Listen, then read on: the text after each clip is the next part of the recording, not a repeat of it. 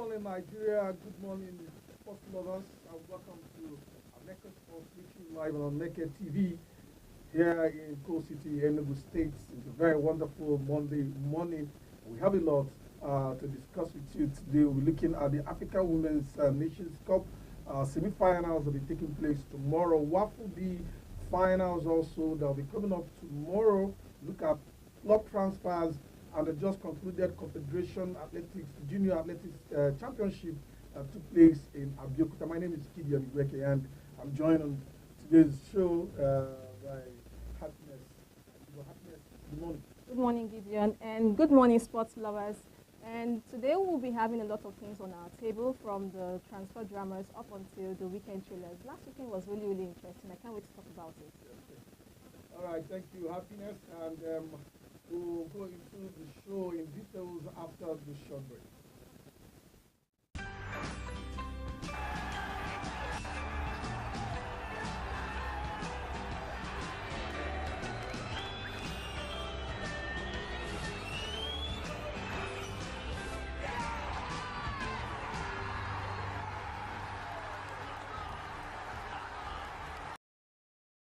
All right, welcome to the show.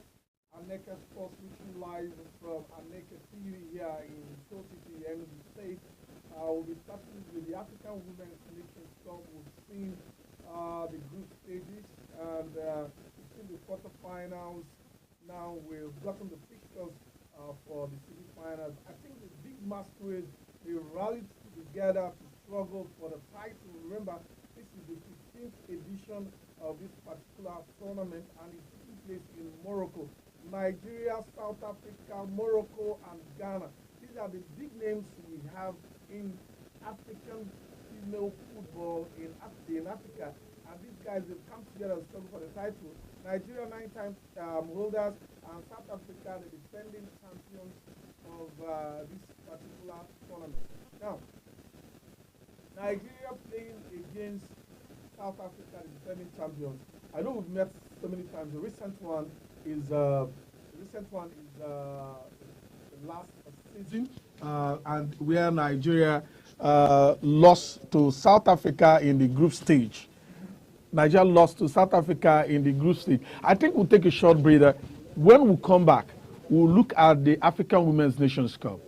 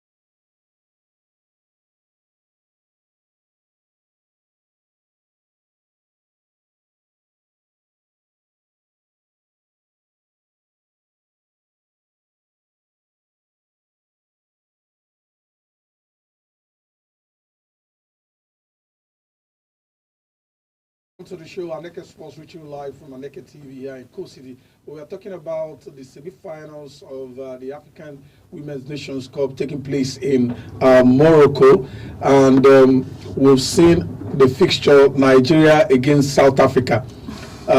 In the last tournament, the last one that took place in 2022, Nigeria lost to South Africa 1-0 in the group stage.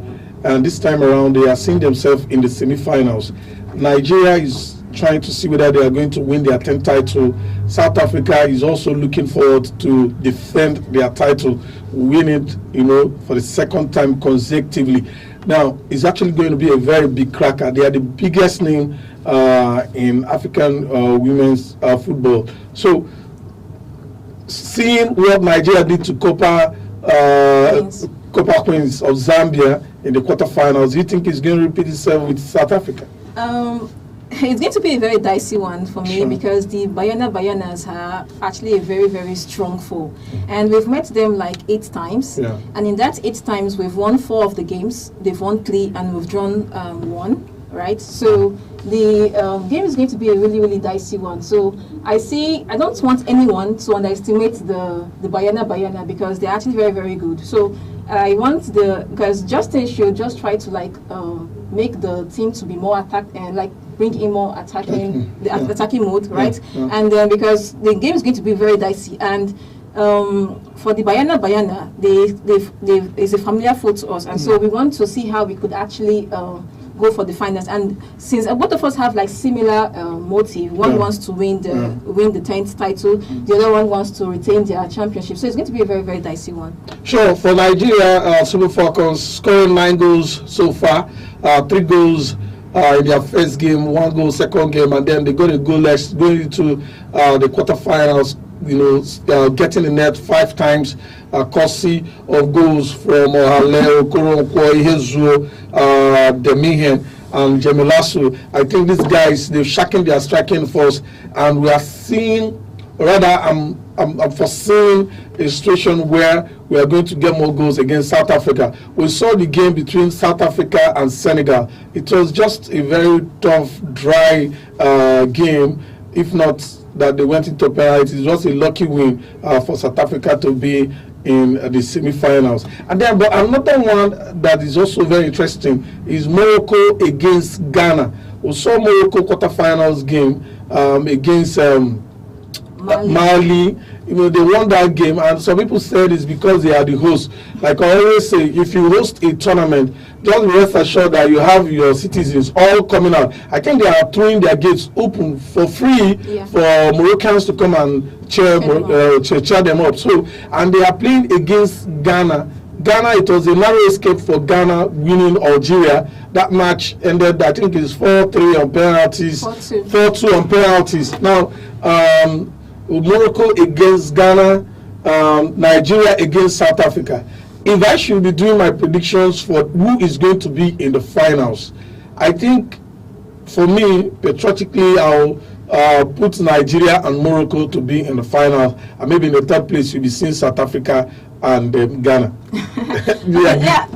We just have to be biased, because Nigeria has really proven themselves in this tournament to be one of the top guns. We've not conceded a goal since the tournament started. We've same with Algeria, but we were knocked out in the penalties against Ghana. So I'm seeing Nigeria doing super well in the semi-finals against the Bayana of South Africa. So for these semi-finals as against South Africa, if they can maintain their tempo and keep on with how they are doing, kudos to Esther Okoronkwo, who gave 2 assists and 1 goal for the quarterfinals. So if they can actually keep up with that, Rashidat too also did a very solid 1-2 in the game. So if they can actually keep up with the tempo they are on, I see us moving to the finals. All right, tomorrow morning we'll be giving our goal line predictions. Just make sure you join us if you're a punter, if you're a booker, and you want to make more money. Remember, our quarterfinal predictions were all correct. I know a lot of people made money, even though they will not tell us that they made money. But tomorrow morning, be fully assured that we'll be giving our goal line predictions. 11:30 is the time, so don't miss it. And then we'll go to Waffle B competition that is happening in Ghana. Yesterday, we saw Ivory Coast letting Ghana out of that particular competition after a 2-1 victory. Ivory Coast came from a goal down to win that game, and then for Nigeria being in the finals, they actually defeated the J Republic. It was a goalless draw after regulation time, and they went into penalty. In fact, kudos to our goalkeeper Ebenezer Hakot, who actually showed so much strength. If not him, I don't think we will be in the finals. That Niger team was so strong. They are tactical. They have their defense, well built up. In fact, their midfield, I have to give it to them. I saw that game. Their midfield was strong, and they put Nigeria Flying Eagles, in a very traumatic situation that they couldn't convert even one goal after 90 minutes.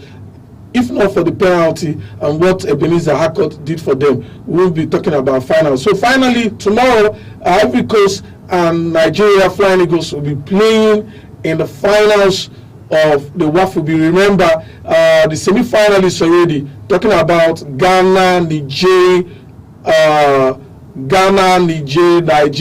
and Ivory Coast. They've all qualified for the FIFA World Under-20 World Cup that will be taking place in Chile later next year. But who is going to represent Africa? Who is going to fly the flag of Africa? That is what we are expecting tomorrow between Nigeria and Ivory Coast. I don't know. What do you think about the match? The Flying Eagles haven't really been so impressive in this Waffles tournaments. I feel like they need to do better, because if not because of Ebenezer's efforts, Ebenezer's efforts in trying to save us this one, we wouldn't have been in the finals tomorrow as against Ivory Coast. So we just need to do better. So I'm expecting them to improve their attack, improve their passings, and then convert their goals as well. All right, let's see how it pans out. Just be free assured that I will bring you up to speed on the outcome of the finals between Ivory Coast and Nigeria Flying Eagles. And we are all rooting for the Flying Eagles to win that particular tournament that is taking place in Ghana. So we're from football. Let's talk about athletics. The Abeokuta hosted the Confederation of Junior Athletics Championship. It ended on Saturday. In fact, the closing ceremony was held yesterday with a lot of celebrities that attended. But let's talk about the outcome result. Now, Nigerians actually did very, very well, coming second on the table, even though South Africa came first on the table. But as a host, we tried. Now, there's one particular lady, Oluchi Nnabeze. He's Nigerian born, but he came with the South African team. Yes. And still won the gold. And still won the gold. And I was earlier on in our Sunrise show, Faith was saying if that lady was in Nigerian team, our gold tally would have risen and maybe would have come first on the table.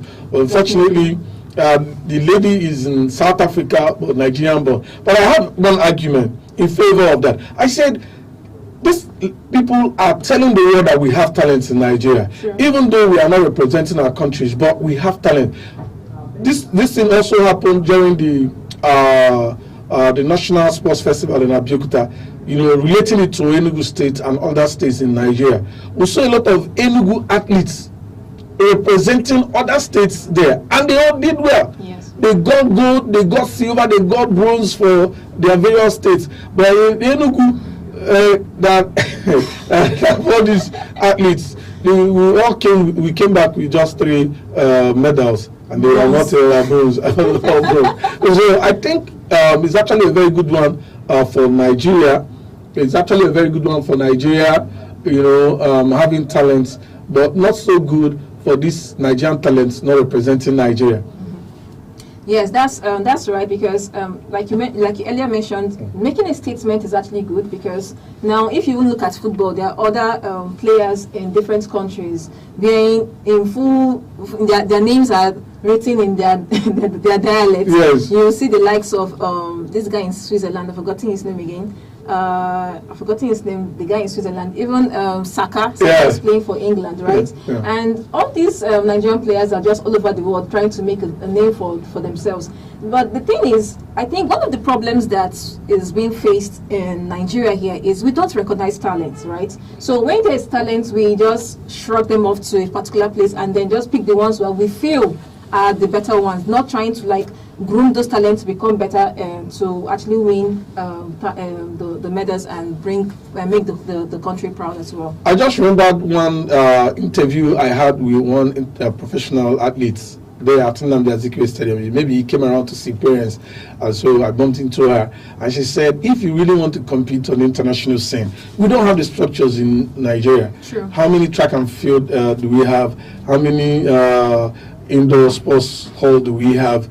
What kind of platform are we showing? So if you really want to compete very well, effectively, you have to travel out. You have to look for somewhere. I think that's why most of the athletes are going to South Africa, are going to Mozambique, going to America, even Asia to go, because they prepare themselves and then they can compete with other people. You cannot tell me you compete very well with European athletes when you don't have something that can really equate what they have there. So it's quite unfortunate, So I think Nigeria should do well, the states should do well, the local government should do well. First of all, we should start from the basics, school sports, promoting school sports, and then stop destroying fields. Those days we used to have parks where you have basketball, you can go to a park, table tennis is there, where they play chess is there, where the badminton is there, basketball is there. But these days, they've sold all those parks and they've converted them to estates. Quite unfortunate, killing talents, burying talents across. So let's see how it pans out. But for Oluchi, we are not saying you did the wrong thing. You actually recognize Nigeria, that's where they gave birth to you. But for now, I'm in South Africa. All right, Oluchi actually won 100 under 1800 100 meters long jump, finishing 9.25 meters, which is also very, very historic.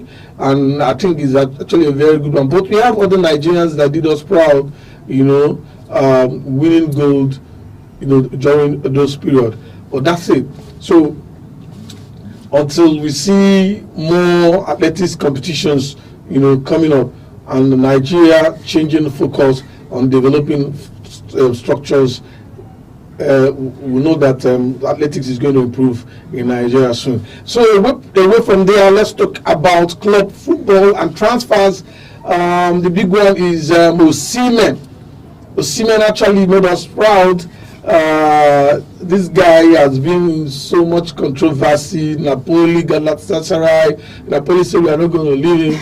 Galatasaray said we are not going to leave him. He has been on loan in Galatasaray, and he proved a point. In fact, he's the face of Galatasaray, if I'm not mistaken. He's arguably, actually, he's the face of Galatasaray. Now, Napoli said we are not going to leave him. In fact, let him come back. Galatasaray said we are buying him outrightly. For the past weeks, he's been controversial, but last night we saw a deal being signed, 75.6 million euro, and it's now fully Galatasaray player. I think in the coming days he's going to be unveiled officially. He will be going for his medicals by Wednesday, and then maybe before the end of the week he will be unveiled officially as a Galatasaray player. For Napoli, it's a win-win for them.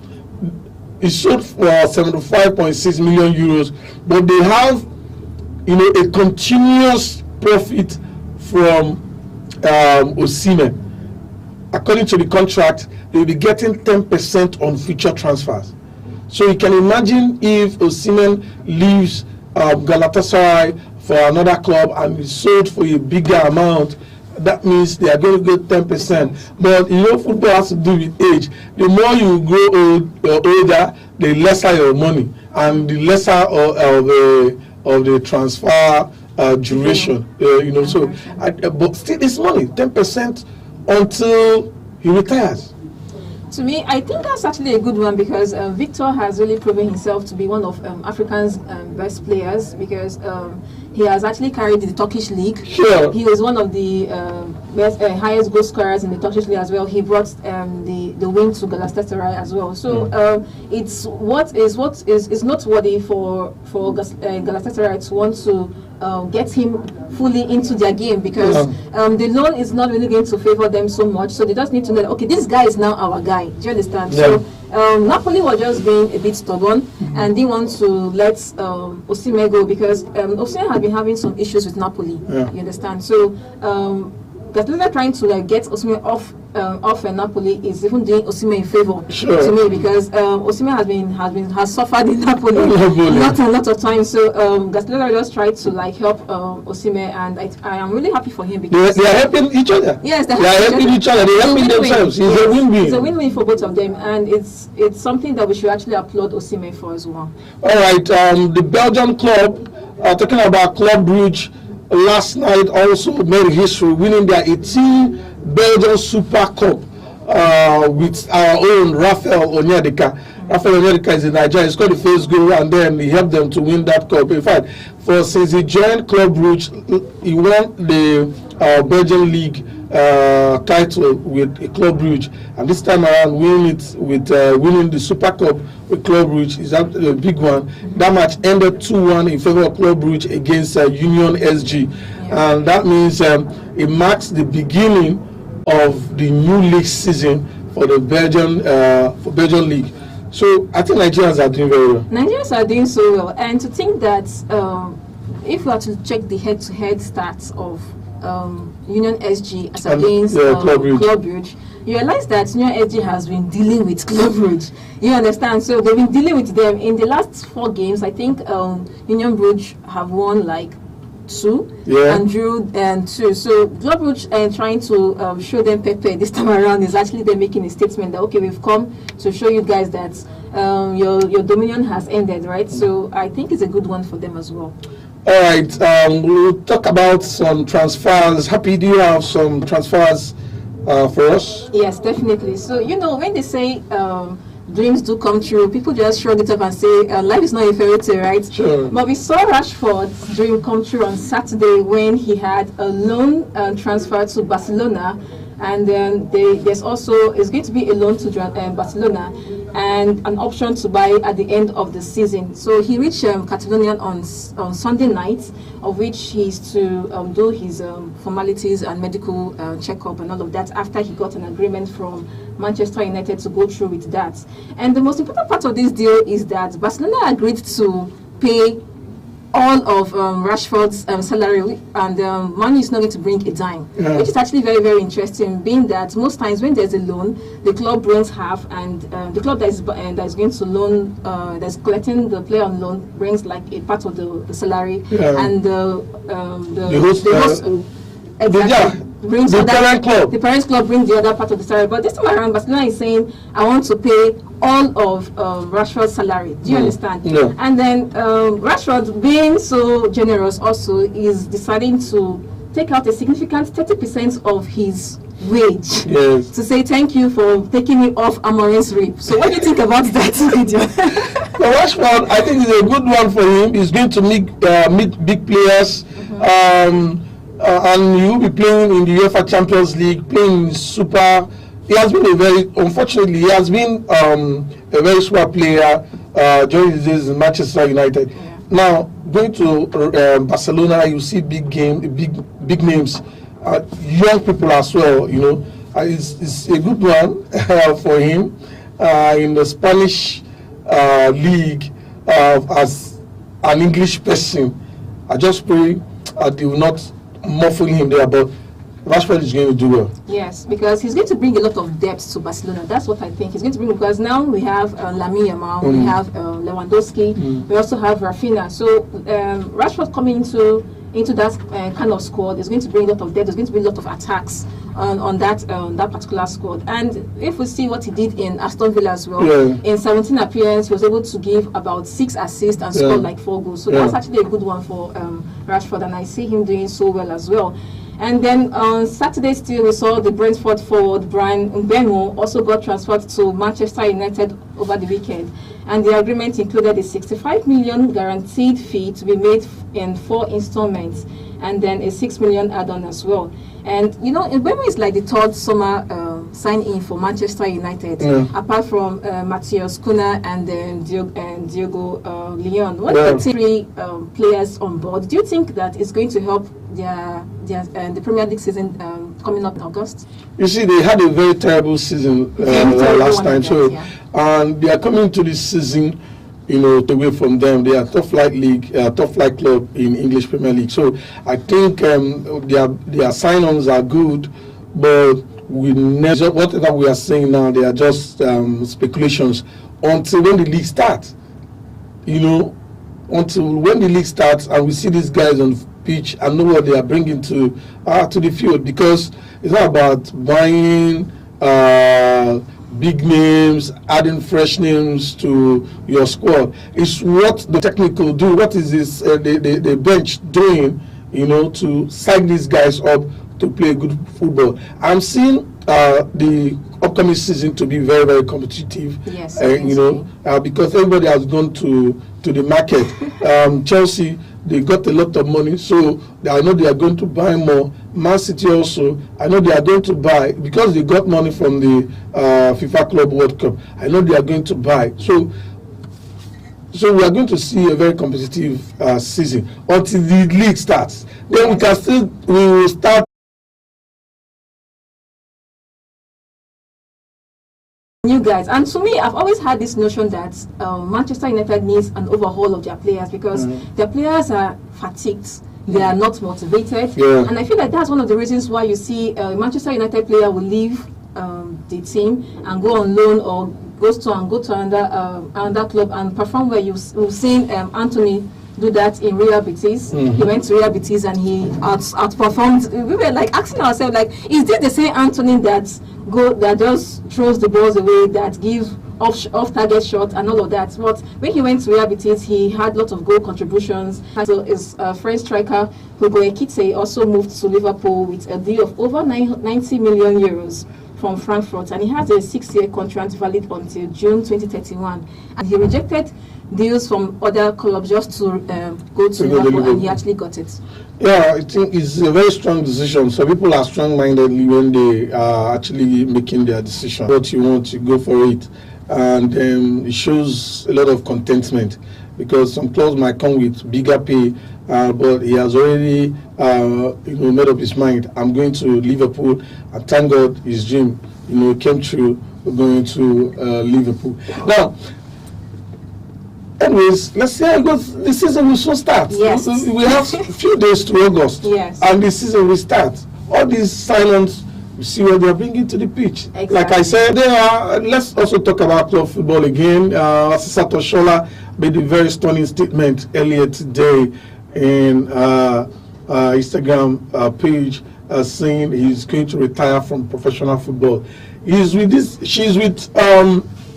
the Super Falcons there in Morocco, but he said, after this tournament, I'm retiring from international stage. 6-time African champion, player of the year, and then she has won a lot of trophies with the Super Falcons. She's 30 years, retiring at the age of 36, 37. Friday. And when they brought her in he messed it up. I was like, what is happening to this lady? Why is she not converting this goal right at the moment? Okay, you could either take the shots or you pass it to the player that is next to you to take the shots, give an assist. But she didn't do that, and I feel like it's one of the things, because she still has her speed. And she's actually one of them. I think she maybe have other plans for her to come up with such decision. I believe she has done a lot giving out to football sports. Good for her. Yes. But my own is that